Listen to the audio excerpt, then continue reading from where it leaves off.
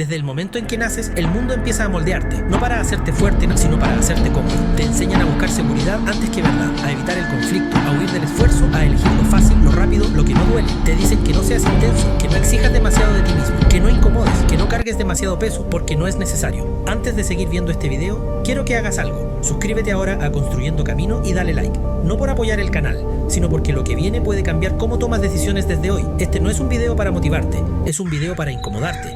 Porque hay un momento en la vida donde dejar de desear y empezar a querer lo cambia todo. Si estás aquí, no es casualidad. Quédate hasta el final y decide quién va a mandar dentro de ti.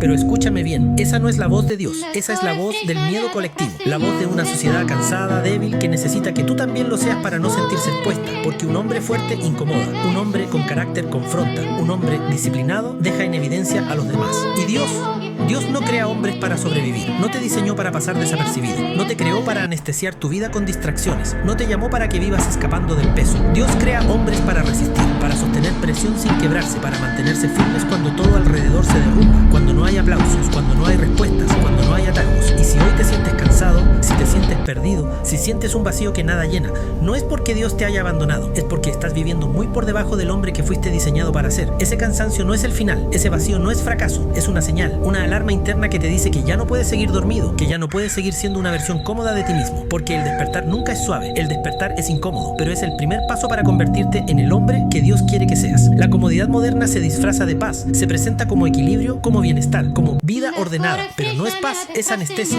es el adormecimiento del espíritu, una vida sin fricción, sin presión, sin desafío real, una vida que no duele pero tampoco despierta. La comodidad no te destruye de inmediato, te va apagando lentamente, te mantiene distraído, entretenido, ocupado todo el día, pero vacío por dentro. Y ese vacío no se llena con descanso, ni con placer, ni con más consumo, porque no es cansancio del cuerpo, es hambre de propósito. Míralo con honestidad. Dios nunca llamó a un hombre en medio de la comodidad, nunca. Cada llamado bíblico sigue el mismo patrón: soledad, prueba, silencio y responsabilidad. Moisés fue llamado en el desierto, no en el palacio. David fue formado en el anonimato, no en la comodidad del reconocimiento. José fue probado en la traición y la cárcel antes de gobernar. Jesús fue llevado al desierto antes de comenzar su misión. Dios no llama en zonas seguras, llama donde la comodidad se rompe, porque la comodidad debilita el carácter, te vuelve blando, te enseña a negociar con tu disciplina, te convence de postergar, de bajar el estándar, de conformarte con menos, y sin darte cuenta empiezas a vivir una vida pequeña, no porque no tengas potencial, sino porque te acostumbraste a la comodidad. La comodidad no es una bendición, es una trampa moderna, una jaula sin barrotes, una prisión que parece libertad. Mientras estés cómodo, no crecerás, no te moverás, no cargarás el peso para el que fuiste diseñado, porque Dios no forma hombres fuertes en lugares cómodos, los forma donde la comodidad termina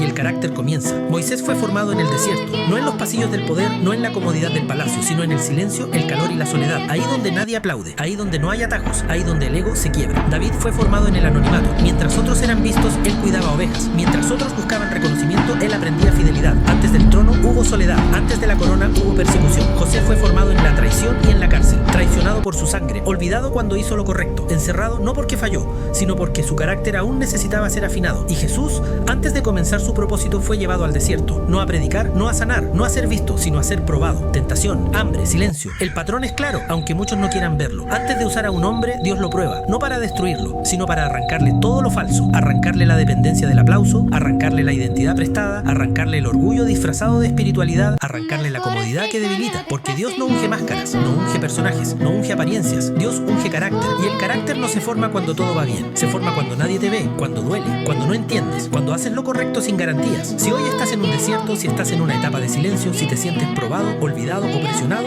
no asumas que Dios te abandonó. Tal vez estás haciendo exactamente lo que siempre ha hecho, prepararte para cargar más de lo que hoy podrías sostener, porque cuando Dios decide usar a un hombre, primero se asegura de que ese hombre no se rompa por dentro cuando llegue el peso de su propósito. La fe sin obras no es fe, es una mentira cómoda que tranquiliza la conciencia pero no transforma la vida. Decir creo en Dios es fácil, cualquiera puede decirlo cuando todo va bien. La verdadera fe no se declara con palabras, se demuestra con decisiones. La fe real aparece cuando estás cansado y aún así haces lo correcto, cuando estás tentado y eliges obedecer, cuando estás solo, sin público, sin aplausos, sin recompensa inmediata y aún así permaneces firme. Ahí es donde la fe deja de ser discurso y se convierte en carácter. Dios no mide lo que dices que harás, no mide promesas emocionales, no mide intenciones bien habladas. Dios mide obediencia diaria, mide si cumples tu palabra cuando nadie te presiona, mide si sigues avanzando cuando no sientes nada, mide si eliges disciplina cuando el cuerpo pide comodidad, mide si obedeces incluso cuando no entiendes, porque la obediencia revela confianza y la confianza se demuestra en la acción, no en la emoción. Muchos creen mientras sienten, pero pocos obedecen cuando no sienten nada. La fe madura no depende del ánimo, no depende del resultado, no depende de que todo tenga sentido, depende de una decisión interna. Haré lo correcto, cueste lo que cueste.